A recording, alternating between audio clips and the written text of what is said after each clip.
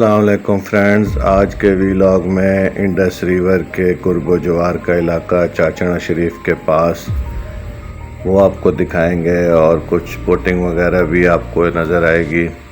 اور Indus river کا یہاں پر پارٹ کافی چوڑا ہو جاتا ہے، ارد گرد کے کچھ علاقے بھی یہ اپنی لپیٹ میں لے لیتا ہے۔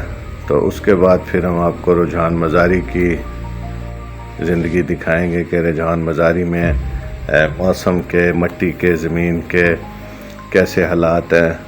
یہ ایک اور جگہ پر کشتیوں کا ہب ہے جی، انڈس ریور۔ ہم ٹورڈز راجن پور کی طرف، رجحان مزاری کی طرف جا رہے ہیں۔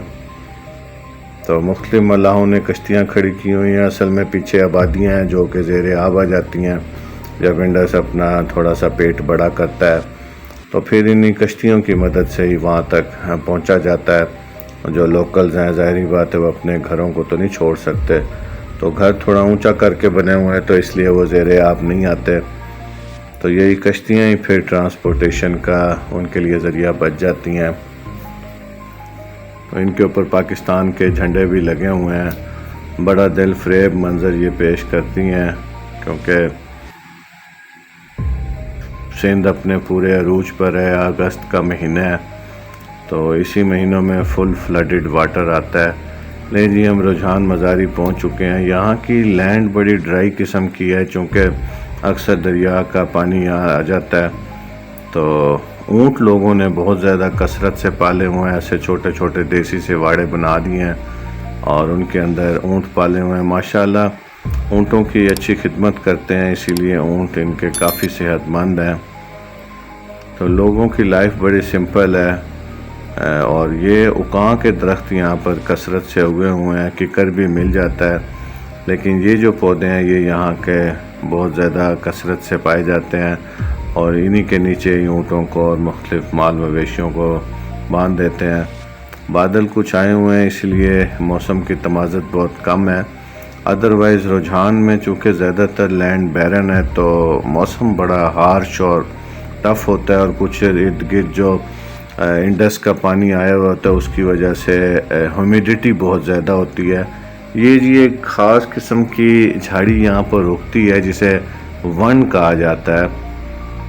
ون، اس کی بہت ہی سنا ہے یہ کڑوی ہوتی ہے، اور اسی لیے اس کی جڑوں سے مسواک بنائی جاتی ہے جو کہ بہت ہی کڑوی بھی ہوتی ہے، اور لوگ اس کو استعمال کرتے ہیں۔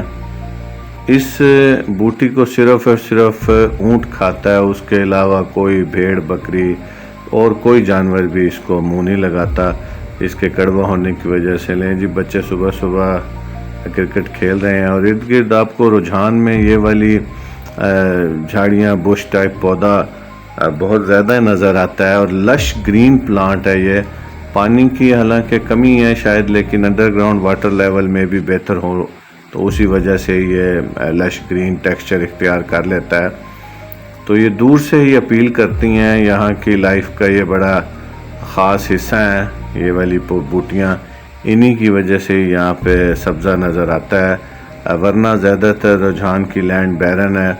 یہ جی ایک چھوٹا چرواہا اپنی بکریاں چرا رہا ہے۔ بادل موجود ہیں، لیکن سورج بھی کوشش کر رہا ہے کہ وہ نکلے اور یہاں کے موسم کو ہارش بنائے۔ ابھی تو بہرحال جانور بڑے خوش چرنے کے بعد جا رہے ہیں، ماشاءاللہ صحت مند جانور ہیں، چونکہ ارد گرد کافی یہاں پہ چرنے کے لیے گھاس وغیرہ میسر ہو جاتا ہے، جڑی بوٹیاں، جھاڑیاں وغیرہ۔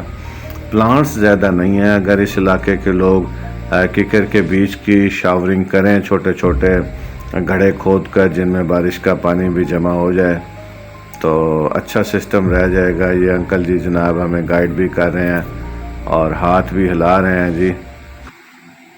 یہ بچے اپنا کھیل کود چھوڑ کر ہمارے پاس اکٹھے ہو گئے ہیں، تو ہم انہیں کہتے رہتے ہیں کہ جناب آپ اپنے کام کو جاری رکھیں۔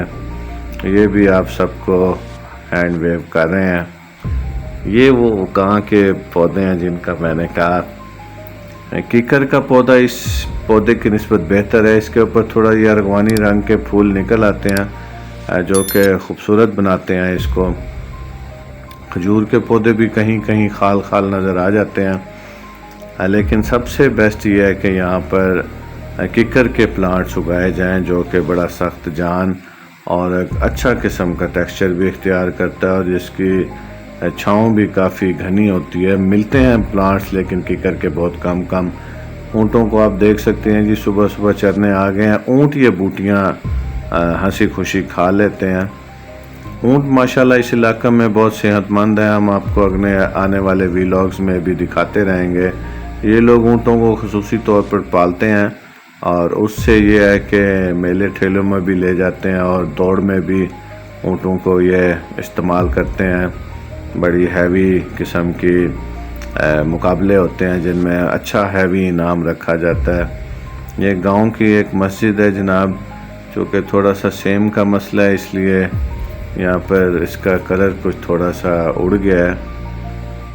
بہرحال یہ دیہاتی لائف یہاں کی بہت زیادہ سمپل ہے. تو ملتے ہیں انشاءاللہ اگلے ویلاگ